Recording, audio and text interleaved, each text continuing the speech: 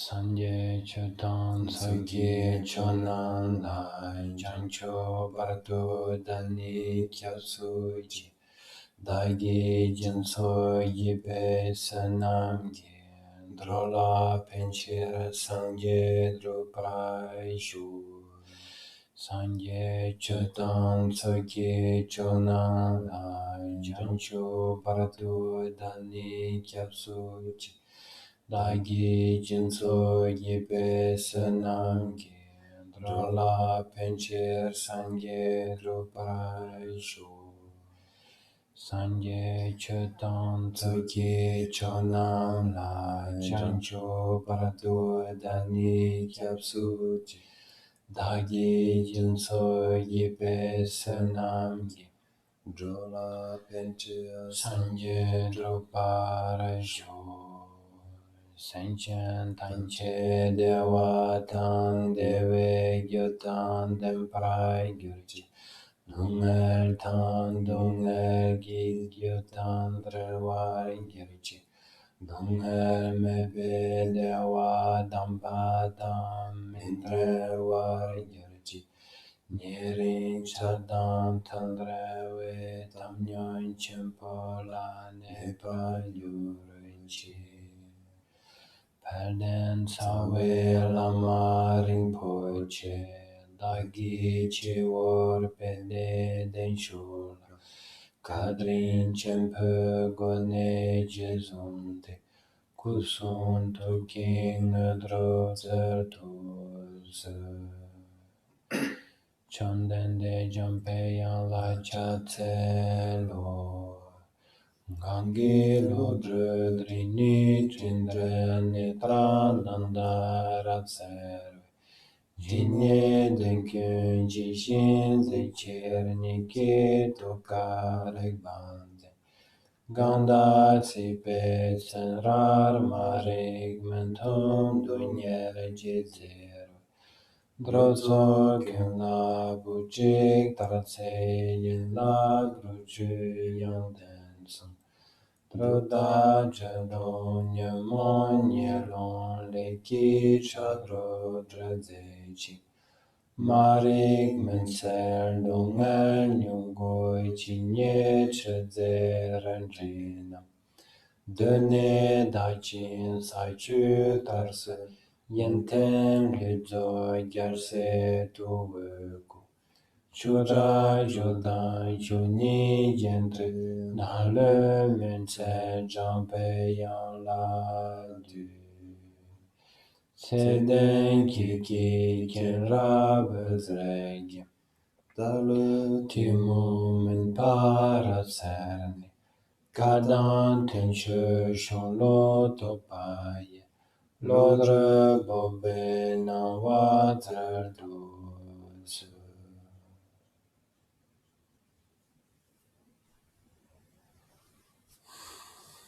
Bonjour à tous et à toutes. Bonjour, bienvenue. Alors, comme lors des précédents stages, nous allons étudier le texte L'entrée sur la voie des Pandits. Cette fois-ci, nous allons explorer ensemble le quatrième thème ou le quatrième mode d'être, qui est l'explication de l'apparition en dépendance. Donc avant de commencer le texte à proprement parler, je vais rappeler quelques informations concernant l'auteur, le texte lui-même et le sens de cette étude.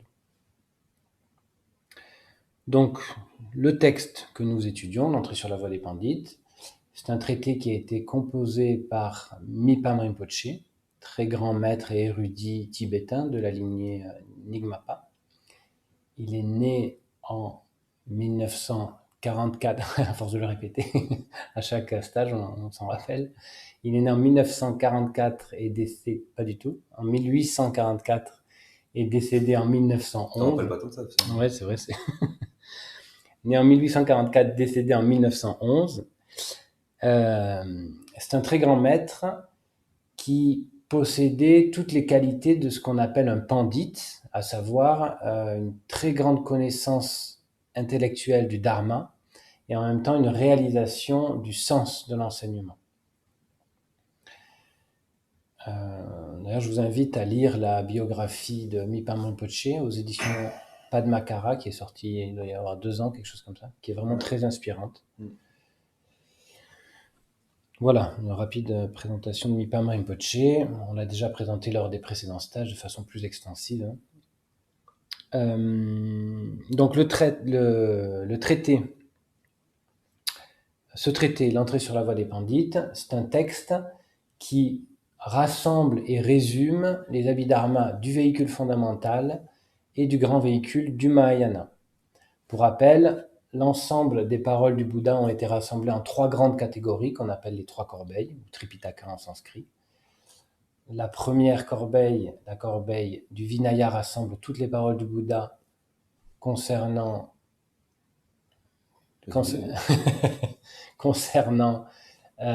l'éthique ou la conduite. Ensuite, la corbeille des sutras rassemble toutes les paroles du Bouddha concernant la méditation, les différentes étapes sur le chemin vers la libération. Et la corbeille de l'Abhidharma rassemble toutes les paroles du Bouddha concernant la réalité, expliquant la réalité du point de vue relatif et ultime. Et donc, du coup, ce texte que nous étudions, c'est un texte qui résume et rassemble et résume les abhidharmas du véhicule fondamental et du grand véhicule. Le texte est composé de 3 grandes parties. Tout d'abord, les 10 thèmes ou les 10 modes d'être. Ensuite, les 4 sceaux. Et enfin, les 4 connaissances parfaites. Là, nous sommes toujours dans l'étude des 4 modes d'être ou des 4 thèmes, des 10 modes d'être ou des 10 thèmes. Le sens de l'étude de ces 10 modes d'être, c'est d'acquérir une connaissance qui nous permettra d'éradiquer les 10 vues d'un soi ou les 10 façons de saisir le soi. Et Mipa Rinpoche, au tout début de l'ouvrage, explique de façon brève comment ces 10 thèmes viennent, l'intérêt d'étudier, de comprendre et à terme de réaliser ces 10 thèmes, et comment ils viennent justement éradiquer ces 10 vues d'un soi. Donc je vais simplement lire ce passage dans l'introduction de l'ouvrage. Donc Mipa Rinpoche nous dit: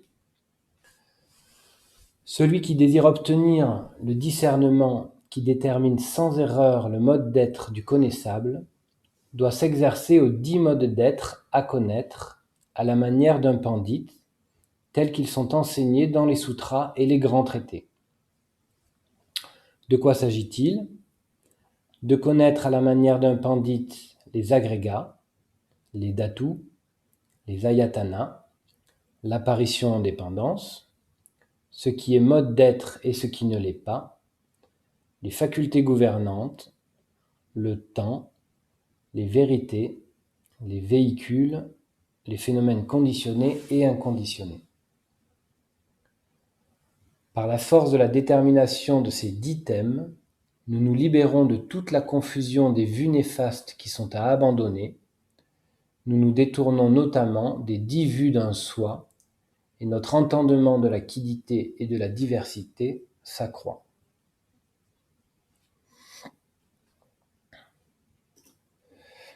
Donc, lors de ce stage, lors des 4 sessions là, qui commencent maintenant, nous allons étudier le 4e mode d'être, l'apparition en dépendance, au 4e thème. Et donc la vue néfaste ou la vue d'un soi dont on s'affranchit par la compréhension de ce thème, ou de ce mode d'être, c'est la vue qu'il existe un soi ou une entité qui serait créatrice du monde et des êtres qui vivent dans ce monde. C'est le sens de l'étude, c'est le but final de l'étude de l'apparition en dépendance. Voilà pour la petite introduction. Donc maintenant, nous allons commencer le texte racine avec l'explication du titre. Donc, le titre du chapitre. Titre du chapitre ou du thème, ce 4e chapitre, ce 4e thème. Donc le titre c'est en tibétain Tenshing Drelwar Jungwa. Wow. Donc voilà, avec l'accent français. Et Donc cette expression, dont la contraction est tendrel, dont vous avez sûrement entendu parler de nombreuses fois, peut être traduit par, donc le titre entier pourrait être « Apparition ou manifestation du fait de la présence de supports et de leur interaction ». Et donc lorsque on utilise simplement la contraction de ce titre entier, qui est simplement « tendrel », on peut donc dire « l'apparition en dépendance ». Donc quel est le sens de cette expression ? Apparition ou manifestation du fait de la présence de supports et de leur interaction. Donc, qu'est-ce qui est support ? Qu'est-ce qui supporte ? Ten en tibétain, ce sont les causes et conditions qui, lorsqu'elles entrent en relation, lorsqu'elles interagissent, drelwa, permettent l'apparition ou la manifestation, jungwa, d'un phénomène. Et ces manifestations, ces apparences, ces phénomènes émergent, durent pendant un certain temps, puis cessent. Il s'agit ici des caractéristiques de toutes les manifestations, de tous les phénomènes du samsara. Ce processus est la force motrice d'un monde impur, d'un samsara. Il faut garder à l'esprit que toutes les causes et conditions qui sont le support et qui permettent l'apparition d'un phénomène sont elles-mêmes, ces causes et conditions sont elles-mêmes des apparitions en dépendance. Et donc elles-mêmes apparaissent sur base d'autres conditions et causes et conditions qui sont elles-mêmes, encore une fois, des apparitions en dépendance. Et c'est précisément pour cela qu'il ne peut être établi pour aucun phénomène conditionné une véritable existence. Tous les phénomènes conditionnés sont des apparitions en dépendance qui émergent, qui apparaissent simplement lorsque causes et conditions sont rassemblées. Donc là, Khenpo nous a donné l'exemple d'un trépied. C'est un exemple qu'il affectionne. Il est revenu plusieurs fois. Oui. Et donc, dans l'exemple d'un trépied, donc nous avons 3 pieds. Et si un des pieds manque, bien sûr, il n'y a pas de trépied.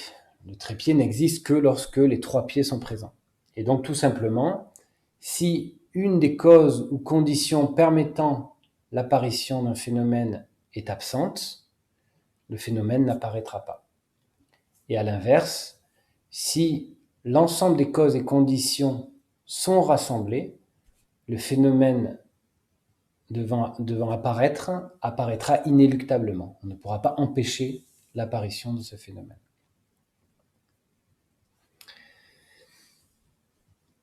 Voilà pour la présentation du titre.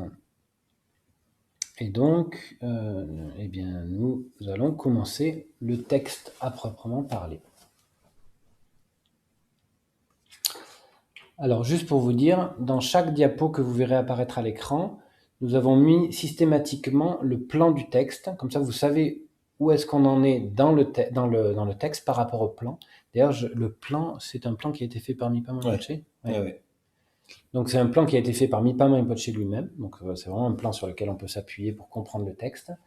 Et dans chaque diapo, nous avons mis l'arborescence pour que vous vous retrouviez, vous sachiez où est-ce qu'on en est dans le texte. Donc, il y aura à chaque fois le texte racine et l'arborescence du plan. On va le rappeler, je pense, de toute façon. Oui. On le rappellera, puis on le lira en même temps que la diapo. Donc, diapo 4. Donc, voilà.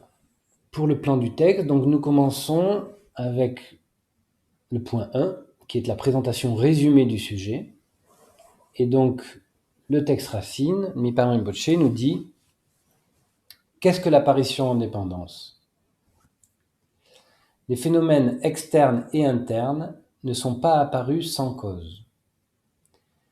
Ils ne sont pas apparus non plus du soi, du temps ou du Tout-Puissant, ou d'une cause autre, un agent permanent, qui ne sont pas des causes. Ils sont nés sur la base du rassemblement de leurs causes et conditions respectives, qui sont elles-mêmes apparues en dépendance. C'est ce qui est appelé l'apparition en dépendance. La proclamation d'un tel principe est une approche unique, celle de l'enseignement du Bouddha.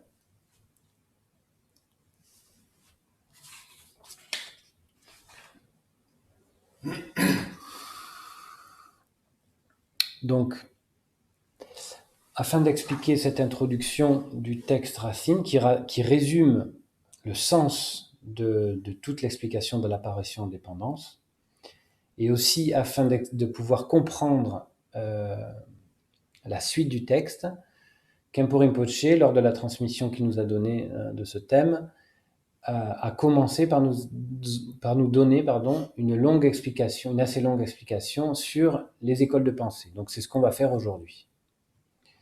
C'est ce qu'on va découvrir, qu'on va étudier ensemble aujourd'hui.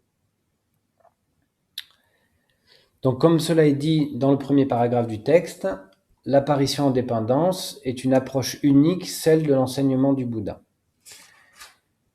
Et afin de comprendre ce qu'elle est et ce qui la différencie des autres courants religieux et philosophiques, nous allons voir aujourd'hui 5 points qui ne font pas partie du plan du texte racine. C'est simplement 5 points que nous a expliqué Khenpo pour qu'on puisse avoir les bases pour comprendre le thème. Donc le premier point qu'on va voir, ce sont les 2 types d'apparition en dépendance. Ensuite, nous verrons une courte introduction aux écoles de pensée non bouddhiques. Ensuite, nous verrons qu'est-ce qu'une école de pensée. Et enfin, les écoles de pensée bouddhiques et leurs caractéristiques, et les écoles de pensée non bouddhiques et leurs caractéristiques. Donc, premièrement, les 2 types d'apparition en dépendance. Donc, il y a 2 types d'apparition en dépendance, nous a expliqué Khenpo. Premièrement, c'est le suivant, donc ça c'est une traduction littérale du tibétain. Sur la base d'un phénomène efficient, un autre apparaît.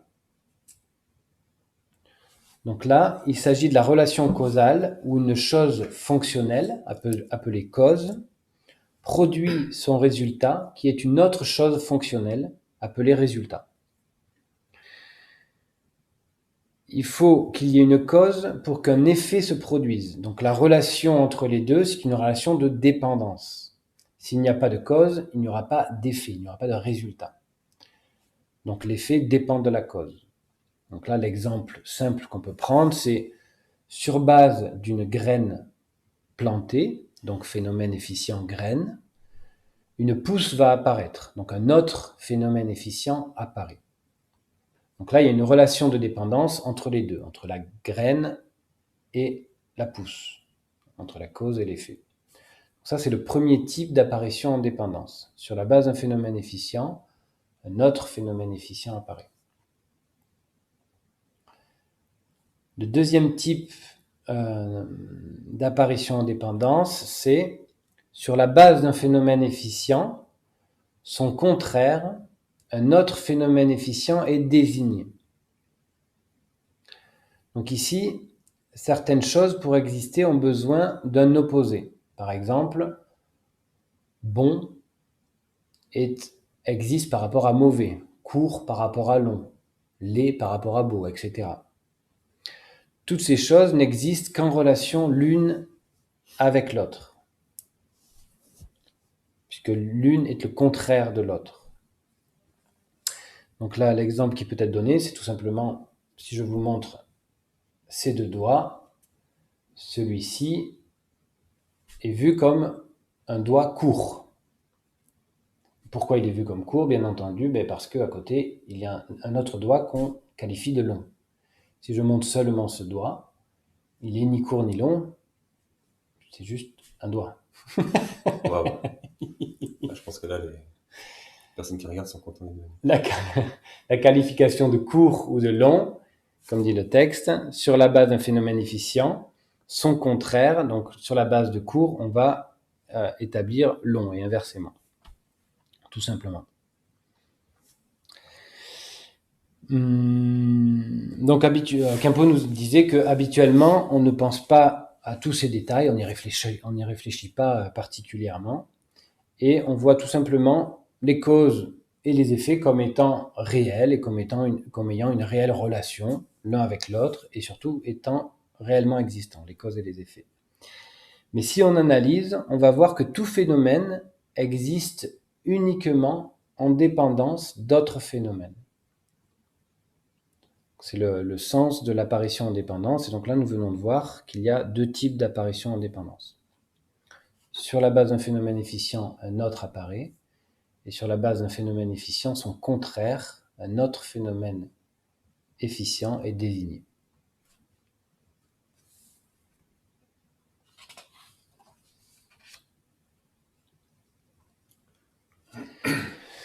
Voilà pour le premier point. Deuxième point, donc une courte introduction aux écoles de pensée non bouddhiques.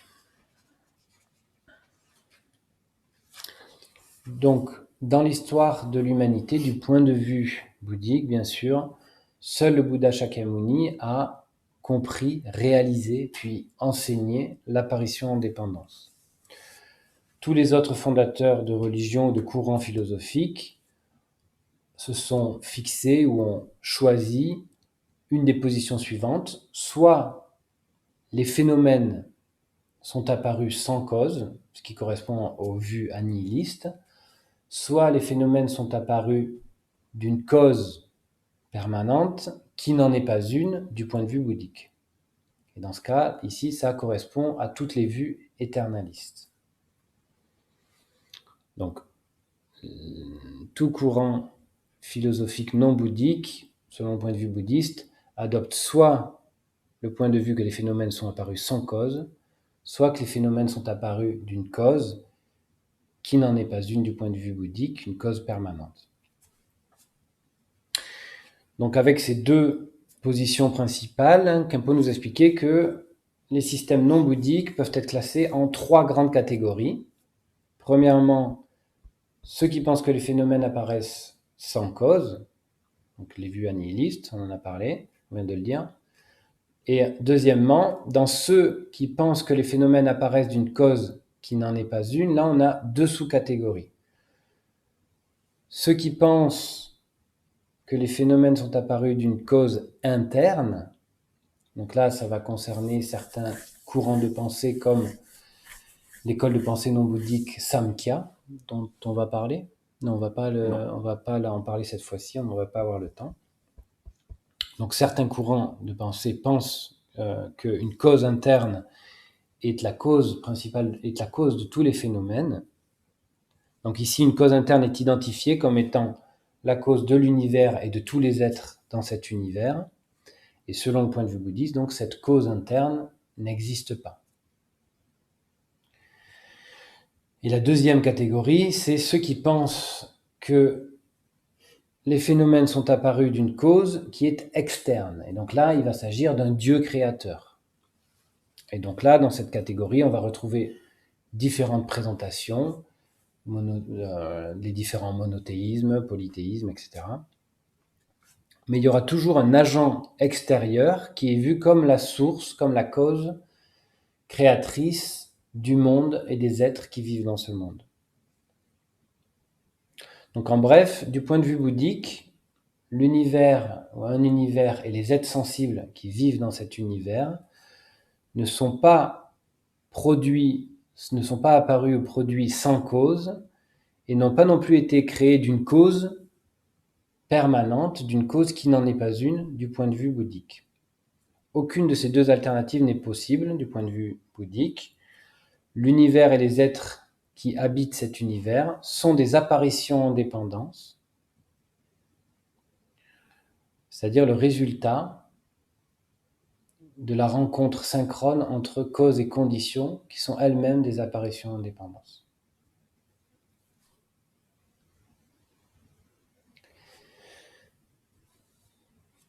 Voilà pour le deuxième point, donc une courte introduction aux écoles de pensée non bouddhistes. Nous verrons après un petit peu plus de détails sur ces écoles de pensée, mais donc on peut se rappeler que principalement il y a deux positions principales qui sont soit les phénomènes sont apparus sans cause, ce sont les vues annihilistes, soit elles sont apparues d'une cause permanente, ce sont les vues éternalistes, et là, cette cause peut être soit une cause interne, soit une cause externe. Donc, troisième point pour aujourd'hui, qu'est-ce qu'une école de pensée? Donc, tous les systèmes philosophiques et les religions ont un point de vue sur la réalité, et donc appartiennent à une certaine école de pensée. École de pensée en tibétain, ça se dit Drupta, et ce terme se décompose ainsi. Drup signifie établir. Il se moque de mon accent tibétain. Ouais, comment on dit? Non, Drup, c'est très bien. Donc Drup signifie établir. Ainsi, une personne investigue, analyse la réalité en utilisant son discernement et grâce aussi aux écritures et au raisonnement, elle va établir ou déterminer que la réalité est ainsi. Et ainsi, elle arrive à une conclusion établie. Ça, c'est le sens de Drup. Et Ta, c'est le fait que cette personne n'adopte pas un autre point de vue que celui-ci, celui qu'elle a établi. Elle demeure dans les limites de son point de vue, elle reste sur sa position. Donc, Drupta en tibétain, ou école de pensée, ça signifie arriver à une conclusion établie et rester dans le cadre, dans cette limite que nous avons établie sur la réalité. Donc là, il faut bien comprendre qu'une école de pensée, c'est différent d'une tradition culturelle.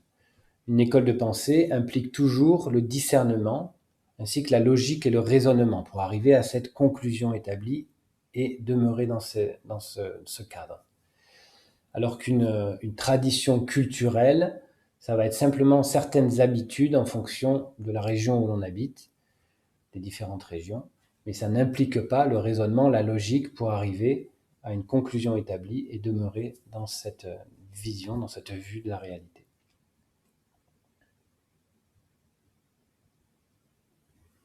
Et donc, en ce qui concerne les écoles de pensée, il y a des écoles de pensée non bouddhiques et des écoles de pensée bouddhiques.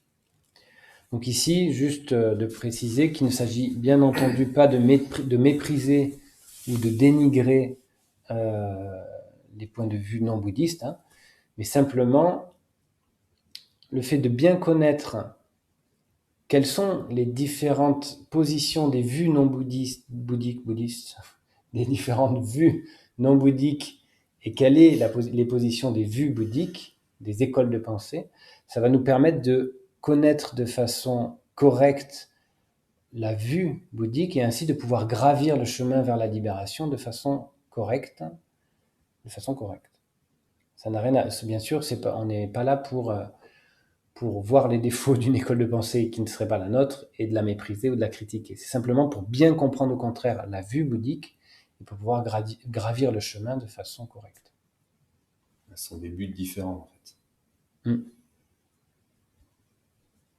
Puisque la vue, oui, tout à fait. Ça nous a été répété beaucoup de fois, même par Jigme Rinpoche, c'est que c'est la vue sur la réalité que l'on va cultiver tout au long du chemin qui nous mène quelque part. Donc en l'occurrence, si, par exemple, si sans vraiment y réfléchir, sans vraiment connaître la vue bouddhique, on peut peut-être avoir une vue qui va se rapprocher, par exemple, d'une vue hindouiste, donc une vue éternaliste dans un certain sens, liée à l'Atman, etc. C'est possible, hein, des fois en discutant avec des gens, on se rend compte, ou même tout simplement nous-mêmes en observant notre vue, on se rend compte que notre point de vue sur la réalité, il n'est pas vraiment très précis. Et quand on étudie les textes qui expliquent la vue bouddhique, on voit que finalement on ne la comprend pas réellement. Du coup, on peut se demander, tiens, la vue que j'ai actuellement, où est-ce qu'elle me mène? Et souvent, Rinpoche nous a expliqué nous a dit qu'il était vraiment important de bien connaître la vue bouddhique puisque c'est elle qui nous amène quelque part.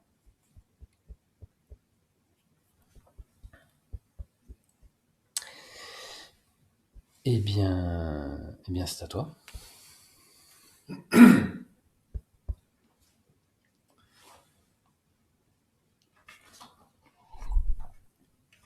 Donc, en effet, par rapport à ces vues bouddhiques, Quelles sont-elles?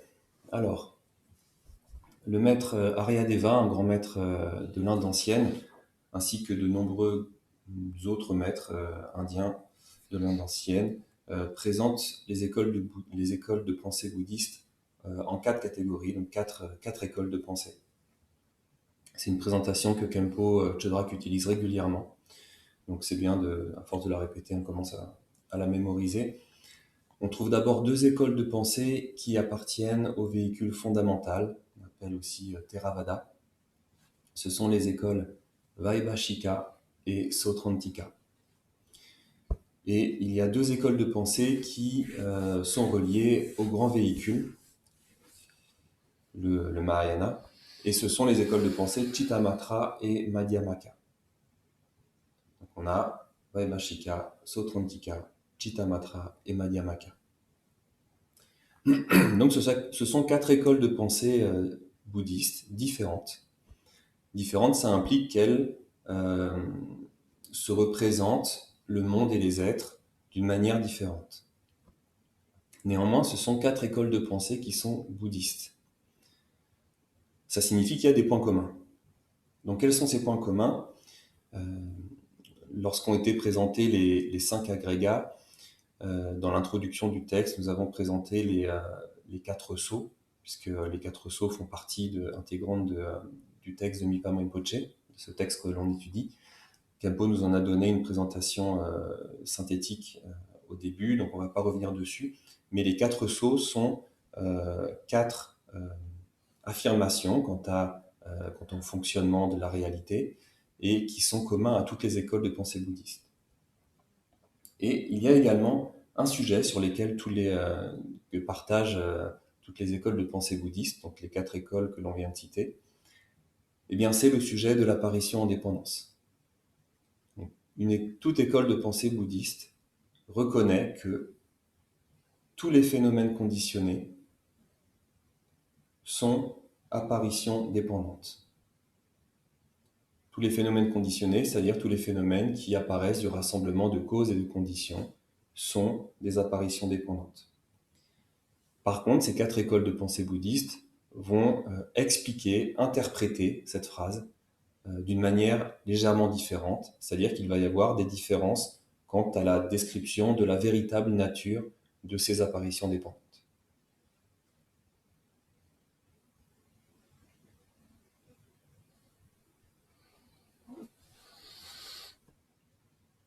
Voilà pour le 4e point. Donc les écoles de pensée bouddhistes. Donc pour ceux qui ont suivi le précédent stage du cursus Chenrezig, donc il y avait plus de données qui avaient été données parce qu'on avait 6 jours. C'est juste pour que vous compreniez aussi. Là, on a 4 jours, donc on a dû faire des choix sur ce qu'on gardait, ce qu'on gardait pas. Donc c'est pour ça que là, c'est plus synthétique que lors d'autres stages. Mais on a fait le choix quand même de garder la lecture du texte racine pour vraiment comprendre la valeur du texte qui est de Mipham Rinpoche. Donc on a gardé tout le texte racine, c'est juste les explications de Khenpo qu'on a réduites. Et donc, notre 5e point d'aujourd'hui, les écoles de pensée non bouddhistes. Je ne sais jamais ce qu'on dit. Bouddhisque? J'ai demandé à Rosen une fois, elle m'a expliqué que bouddhique, c'était relié au bouddhisme, et bouddhiste, c'était vraiment quand on est engagé sur la voie. Il y avait une nuance comme ça. Donc, selon le contexte, bon là, on est engagé. Je crois qu'on école de pensée bouddhiste, plutôt. Bouddhiste, ouais. Ok, on va dire ça alors. On va arrêter de passer de l'un à l'autre. Donc, les écoles de pensée non bouddhistes. Donc, on rencontre beaucoup d'écoles de pensée non bouddhistes présentes dans les différentes parties du monde.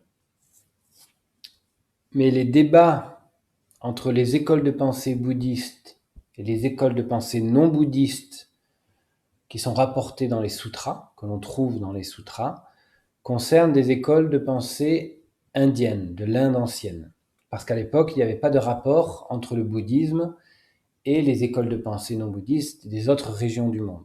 C'est pour ça que l'analyse qui est faite des écoles de pensée non bouddhistes dans les sutras, ce sont des écoles de pensée non bouddhistes liées à l'Inde ancienne. Certaines demeurent encore aujourd'hui, mais il y en a certaines qui n'existent plus.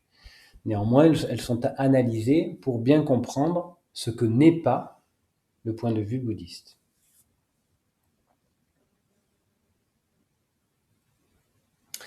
Donc, comme nous l'avons vu, ces écoles de pensée non bouddhistes adoptent soit un point de vue annihiliste, soit un point de vue éternaliste.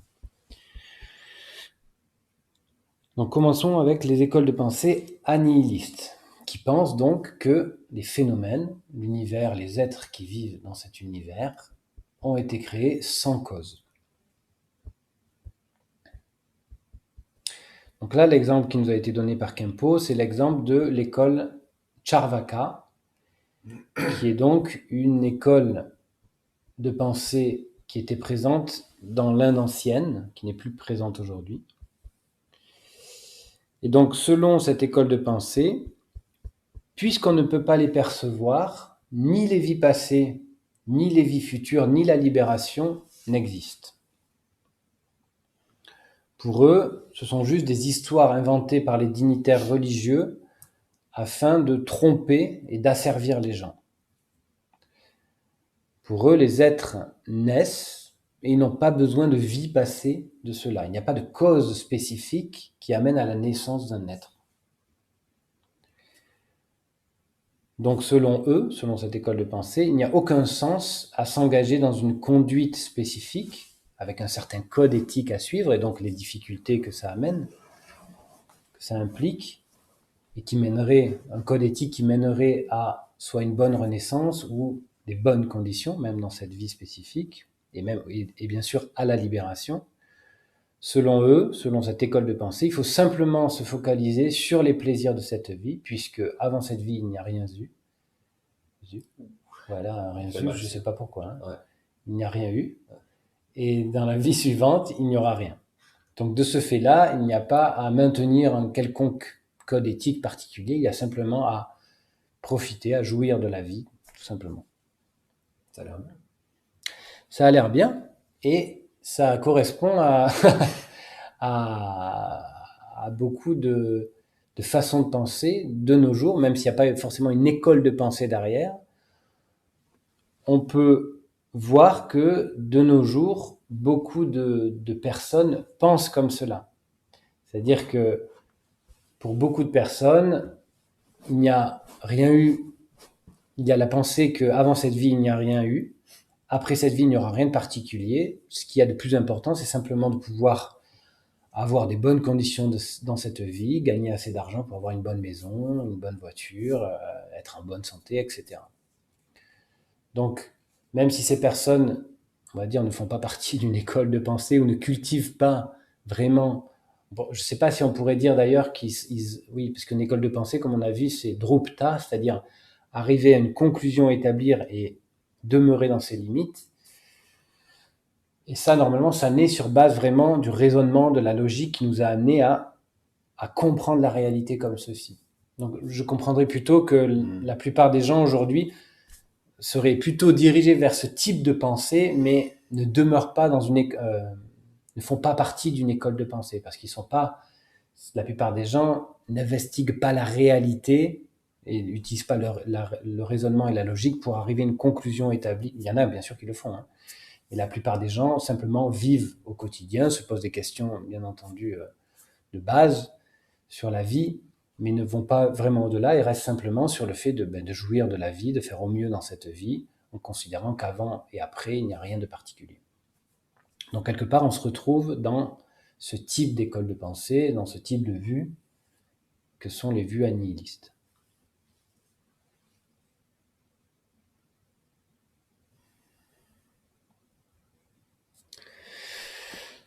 Voilà pour ce point de vue, voilà pour ce point, donc les écoles de pensée annihilistes, qui est illustré ici par l'école Charvaka et dont on peut voir certains penchants dans notre société de nos jours, qui peuvent, certains modes de pensée qui vont vers ce type d'école de pensée.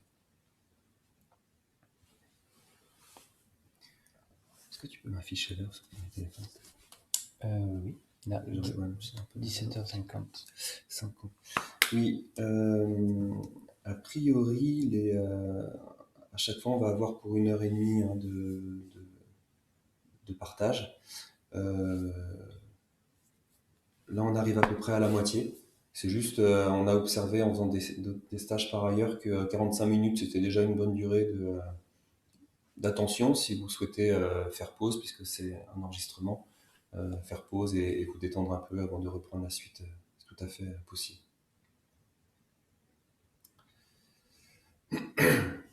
Alors, donc nous sommes en train d'investiguer les différentes écoles de pensée non bouddhistes. Et Julien vient de présenter les écoles de pensée annihilistes. Nous arrivons donc maintenant aux écoles de pensée éternalistes. Dans les écoles de pensée non bouddhistes, il y a uniquement ces deux alternatives, soit l'école de pensée est annihiliste, soit elle est éternaliste. Une école de pensée éternaliste, c'est une école de pensée qui va considérer l'existence d'une cause à l'apparition du monde et des êtres. Et les bouddhistes appellent cette cause une cause qui n'en est pas une, puisque selon la philosophie bouddhiste, la vue bouddhiste, les causes qui sont présentées par ces écoles de pensée ne peuvent pas produire leur effet, c'est-à-dire le monde et les êtres. Donc il s'agit d'une considération, d'une vue erronée, selon les bouddhistes. Et donc les écoles de pensée éternalistes sont considérées par les bouddhistes comme croyant à une existence d'une cause qui n'en est pas une.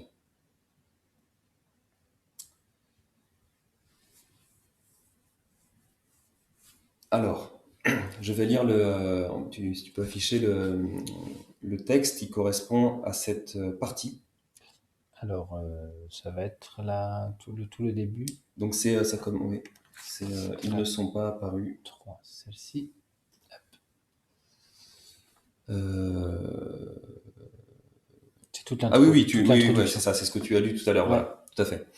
Donc en fait, là, on étudie en particulier la partie de ce texte qui dit ils ne sont pas apparus non plus du soi, du temps ou du Tout-Puissant, ou d'une cause autre, un agent permanent, qui ne sont pas des causes.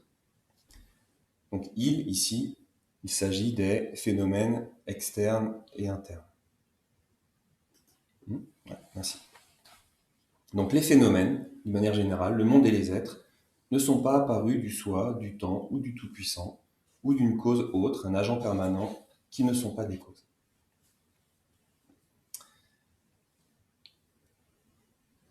Alors, en Inde ancienne, mais Kempo nous dit en Inde aujourd'hui également, et dans la majorité des religions, il est considéré que le monde dans lequel on vit, les êtres qui y sont présents, qui y évoluent, sont apparus d'une cause. C'est un point commun qui est partagé c'est une vue qui est partagée par beaucoup de traditions spirituelles. Il y a une cause, on peut dire un agent créateur. Il y a un agent, une entité, il y a quelque chose qui produit le monde et les êtres. Et comme l'a présenté Julien juste avant, on trouve deux catégories dans cette présentation.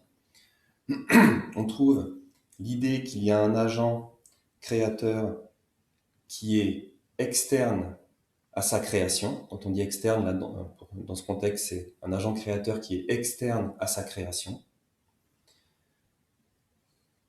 Et un agent créateur qui est interne à sa création, que l'on va trouver à l'intérieur des êtres et du monde. Alors, pour le premier cas, l'agent créateur qui existe à l'extérieur de sa création, cela correspond, dans le texte que l'on vient de lire, à le soi, non, oui, ok, le soi, le temps ou un tout-puissant. Donc ces trois termes-là désignent,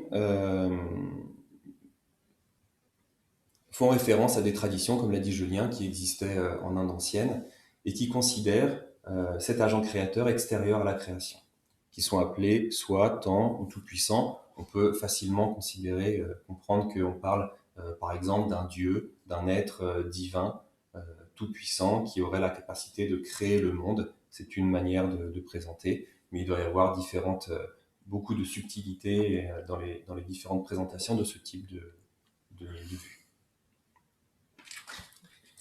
Et donc ensuite, on a l'agent créateur, l'idée d'un agent créateur qui serait interne à sa création. Le texte dit d'une cause autre, un agent permanent. Donc dans le texte qu'on vient de lire, la cause autre, un agent permanent, fait référence à l'idée d'un agent créateur qui serait présent dans la création.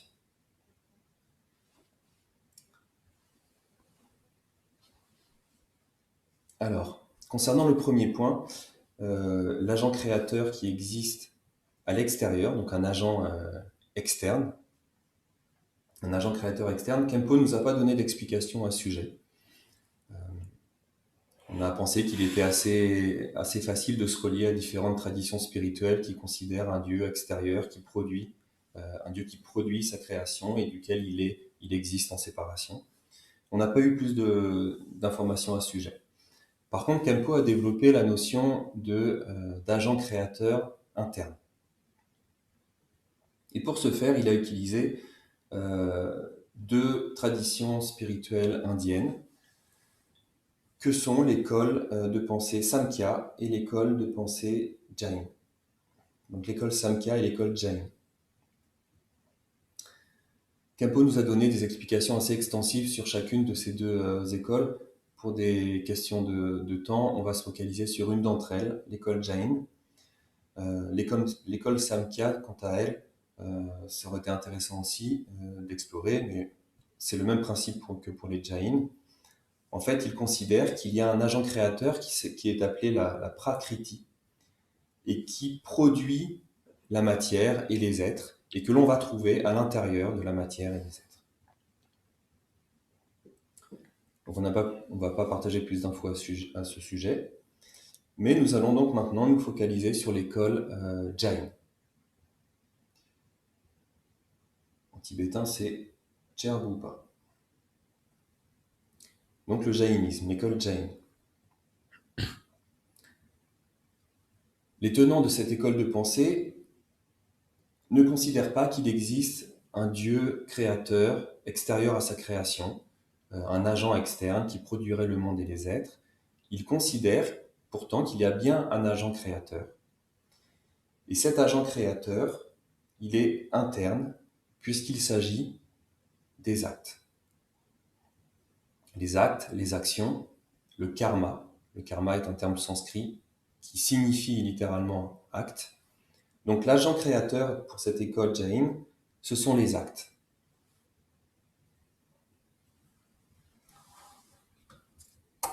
Alors, que nous dit cette école? Les actes, en fait, donc cette école considère que les êtres vivent dans le monde et que dans ce monde, les êtres expérimentent la souffrance. Ils considèrent, comme les bouddhistes, la notion de samsara. Ils utilisent le terme de samsara avec ce cycle de naissance successive. Et donc, dans ce cycle de naissance, on revient encore et encore par la force des actes posés et on expérimente du mal-être. Et donc, pour les Jain, ce cycle qui est le samsara, caractérisé par le mal-être, est ce dont il faut se libérer pour atteindre la libération. Alors, sur la base de cette présentation, on peut facilement faire des analogies avec ce que l'on sait du bouddhisme, c'est-à-dire que dans le bouddhisme aussi, on parle du samsara, on parle du cycle des renaissances, on parle du mal-être qui caractérise ce cycle de renaissance, et on parle de s'affranchir de ce cycle de renaissance. Dans le bouddhisme, on parle également de l'origine du mal-être, et cette origine du mal-être est définie dans le bouddhisme comme étant les actes et les obscurcissements affligeants. Et là, il y a une nuance qui fait la différence. Donc en fait, on peut trouver beaucoup de similarités entre ces deux traditions, et on pourrait se dire, d'ailleurs, le fondateur de l'école Jain était un contemporain du Bouddha Shakyamuni, et Khenpo nous a dit ils étaient bons amis. Donc on pourrait facilement se dire que finalement, ces deux maîtres ont véhiculé le même cheminement, la même vue et le même parcours avec le même but. Pourtant, l'école Jain, selon le bouddhisme, c'est ce qu'on voit dans cet enseignement, est considérée comme une école de pensée non bouddhiste. Pourquoi? Hein, je sens que tu Oui, te demandes quelle est la différence. j'ai envie de savoir. Voilà, c'est normal. Alors, les tenants de l'école Jain considèrent que la cause du samsara, ce sont les actes. Les actes nuisibles, les actes qui nuisent aux êtres. Telle est la cause unique du mal-être. Donc sur la base de cette philosophie, de cette représentation du monde et des êtres, le chemin Jain consiste à purifier tous les actes négatifs grâce à une conduite éthique extrêmement pure.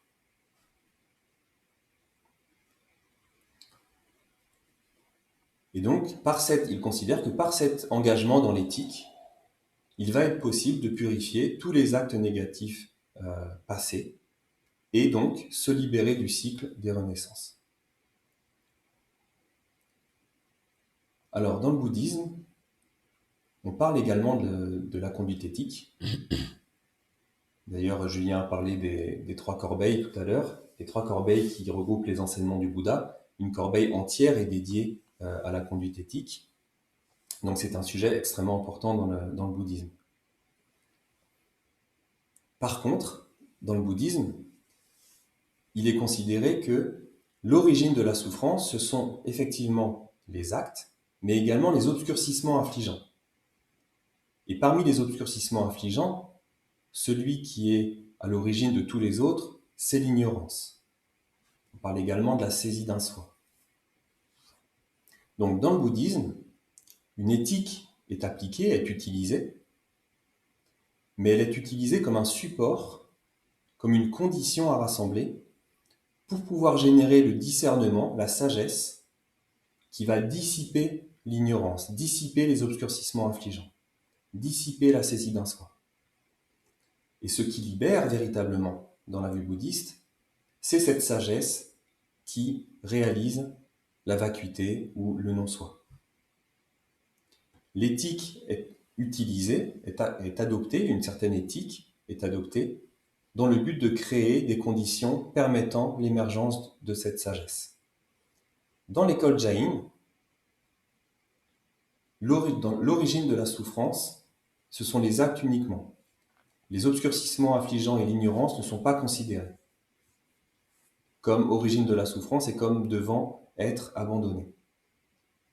Donc, selon le bouddhisme, effectivement, l'engagement des Jain dans l'éthique va porter des fruits, et des fruits positifs, des fruits vertueux, mais contrairement à ce qui est considéré dans cette école, le fruit ne sera pas la libération du samsara, car seule la réalisation de la vacuité permet de libérer du samsara. En l'occurrence, dans ces deux traditions, on considère bien qu'il y a une cause qui produit un effet, mais la différence, c'est que pour les Jain, il y a une cause véritablement existante, que sont les actes, qui produisent un effet véritablement existant, que sont les renaissances dans le samsara. La perspective d'irréalité, de vacuité, n'est pas considérée. Donc les phénomènes, cause et effet, sont considérés comme véritablement existants. Alors que dans le bouddhisme,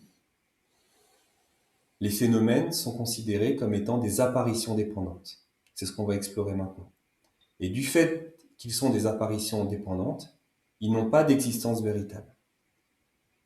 Et par la sagesse, en rassemblant la sagesse qui émerge d'un rassemblement de causes et de conditions, il va être possible de discerner que effectivement, les phénomènes se manifestent en dépendance, tout en étant vides de réalité intrinsèque et permanente. Alors Khenpo a mis l'accent sur le fait que les Jain donc s'engagent dans une éthique qui est très développée. Ils nous disent, et que cette éthique est vraiment à prendre pour exemple. Khenpo nous dit que le bouddhisme a un grand respect pour l'éthique des Jain.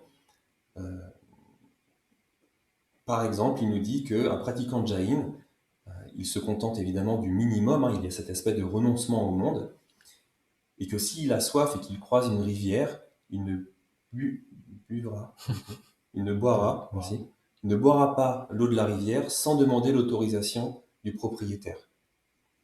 Il nous a donné une liste d'exemples comme ça qui montrent à la fois la volonté, la détermination de ces pratiquants à éviter toute forme de nuisance. Et notamment, ils ont une éthique qui donc est très bonne et qui a influencé beaucoup de traditions spirituelles.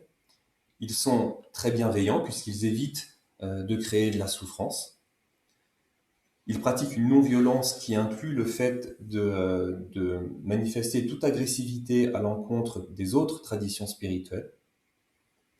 Et leur esprit est engagé dans un fort renoncement au monde, ce qui n'est pas toujours le cas dans d'autres traditions. Donc, toutes ces qualités sont des qualités qu'il faut cultiver dans le bouddhisme. La différence, c'est que ces qualités participent à l'émergence de la compréhension de la nature de l'apparition en dépendance dans le bouddhisme.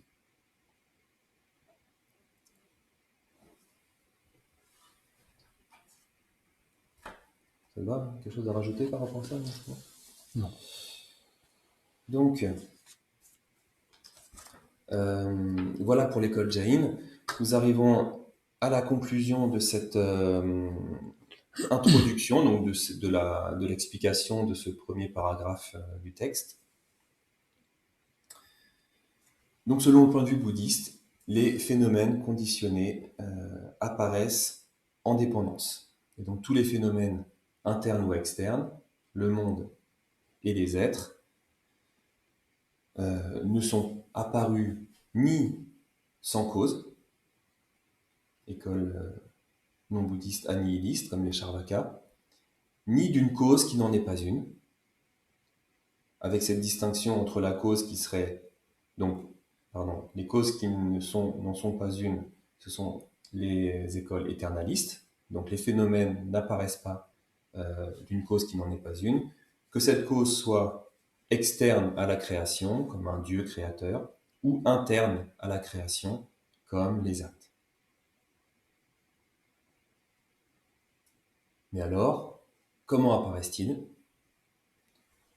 Eh bien, c'est ce que nous dit le texte. Tu peux le réafficher, je crois que c'est sur la même... Les phénomènes externes et internes. Non, c'est là-dessus? C'est Ah non, c'est après peut-être. Sont nés sur la base. Ainsi, tous les phénomènes externes. Oui, ils sont nés sur la base du rassemblement de leurs causes et conditions respectives, qui sont elles-mêmes apparues en dépendance. C'est ça, hein, voilà. Donc les phénomènes externes et internes sont nés sur la base du rassemblement de leurs causes et conditions respectives, qui sont elles-mêmes apparues en dépendance. C'est ce qui est appelé l'apparition en dépendance. La proclamation d'un tel principe est une approche unique, celle de l'enseignement du Bouddha. Donc c'est ce thème que nous allons explorer durant ces 4 jours. Durant les 3 jours qui restent. On n'a pas fini. Si. Ah bon? Non, on n'a pas fini? Non, on n'a pas fini aujourd'hui, je veux dire. Ah, on n'a pas fini aujourd'hui, mais si, on a fini aujourd'hui. Parce que j'ai pas imprimé la suite. Ah, très bien. Parce que c'était pas fini. C'était pas fini. Tiens, le point... Ah ouais? Ça va aller? Non. Eh ben oui, mais bon, tu prépares pas tout. Là. Et ça va jusqu'où? Jusqu'après, la page d'après. Sérieux? Ouais. Ah oui, mais moi j'ai pas du tout. Ah ouais? Ah mais c'est oui, puis c'est moi tout ça.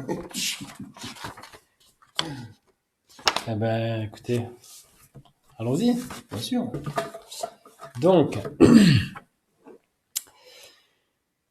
donc le texte continue. Donc là on est toujours dans la présentation résumée. Donc là avec Renan on vient de revoir le premier paragraphe. Le texte continue pour cette présentation résumée et dit ainsi tous les phénomènes externes apparaissent en dépendance, tout comme un germe né d'une graine et ainsi de suite.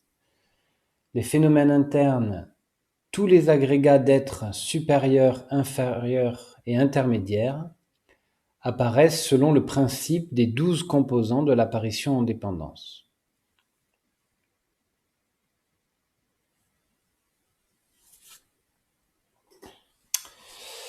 Donc, en ce qui concerne donc le processus de l'apparition en dépendance, il faut considérer les phénomènes externes et les phénomènes internes. Les phénomènes externes sont les phénomènes tels que un germe qui naît d'une graine, par exemple. Donc ici, dans le cadre du bouddhisme, dans le bouddhisme, on explique qu'il y a 7 étapes en ce qui concerne la croissance de la graine jusqu'au fruit, en passant par la pousse, etc. Donc ces 7 étapes vont être expliquées. Et en ce qui concerne tous les autres phénomènes externes, c'est-à-dire le monde réceptacle, il y a la même progression en étapes pour qu'ils apparaissent, même si ce ne sera pas forcément en 7 étapes telles que c'est expliqué, de la graine jusqu'au fruit. Donc ça, c'est pour les phénomènes externes. Les phénomènes internes, qu'est-ce que c'est? Eh bien, ce sont les êtres sensibles qui vivent dans ce monde réceptacle, dans un samsara. Et donc, ces êtres, qu'ils soient, comme dit le texte, que ce soit des êtres supérieurs, c'est-à-dire des dieux, inférieurs, c'est-à-dire des êtres dans les mondes inférieurs, donc des existences infernales, en tant qu'animal ou en tant que préta, ou que ce soit un être intermédiaire, c'est-à-dire un être humain, tous les êtres, donc tous les phénomènes, toutes les apparitions en dépendance interne, tous les êtres sont le résultat de 12 composants, de 12 liens, qui ont chacun une relation de dépendance avec les autres. Donc tout ça, ça va être expliqué en détail par la suite.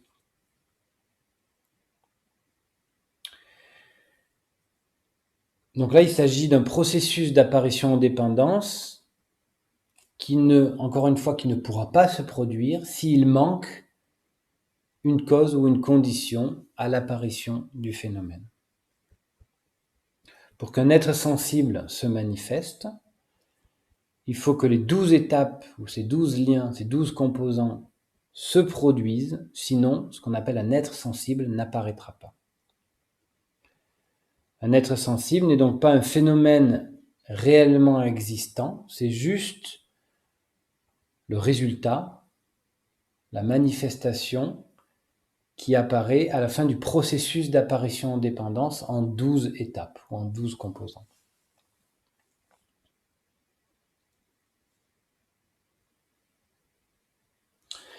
Et donc toutes les étapes qui permettent l'apparition de l'être sensible sont également des apparitions en dépendance, comme on l'a dit plusieurs fois déjà. Un phénomène, une apparition en dépendance apparaît sur base avec le support des causes et conditions qui se rassemblent et interagissent, et toutes ces causes et conditions sont elles-mêmes des apparitions en dépendance. Donc ici, c'est la même chose pour les êtres, c'est-à-dire des apparitions en dépendance interne, ce qu'on appelle apparition en dépendance interne, les êtres. Il faut que l'ensemble des 12 liens se mettent en branle, soit Pas mal. pour qu'il y ait l'apparition d'un être sensible. Et bien que Renan, qui a fait le découpage en 4 jours, avait prévu qu'on finisse aujourd'hui, eh bien nous n'avons pas l'ensemble des causes et conditions qui nous permettent qui nous permettent de continuer, puisque je n'ai pas mis les diapos suivantes dans l'ordinateur. Donc, vu que les causes et conditions ne sont pas rassemblées, tout à fait. L'apparition en dépendance, qui est normalement la prochaine diapositive, ne peut pas apparaître. Mais voilà, tout simplement. Donc, eh bien, donc on va terminer ici aujourd'hui. Donc, on aura vu le titre et le premier point qui était l'explication brève. C'est ça? Mm-hmm. Et donc, demain, nous commencerons avec l'explication détaillée et l'explication détaillée des apparitions en dépendance externes, c'est-à-dire des phénomènes autres que les êtres. Quelque chose à rajouter? Non. Voilà, bon ben nous allons dédier le mérite et nous nous retrouvons demain. Sonam di tanche zikpani tone nyepe dranam panjene kiga nachi bala trupani sipet sole drova drava reshu jamper pave jitra kempatan kuntu zampo deyan dishin deta kungi jeso darav chingewa deta tanche rakto Sangye kusum nyepe jinratan, chuni mingyor denpe jinratan, gindu miche dunpe jinraki, jitra muwa menlan rupa.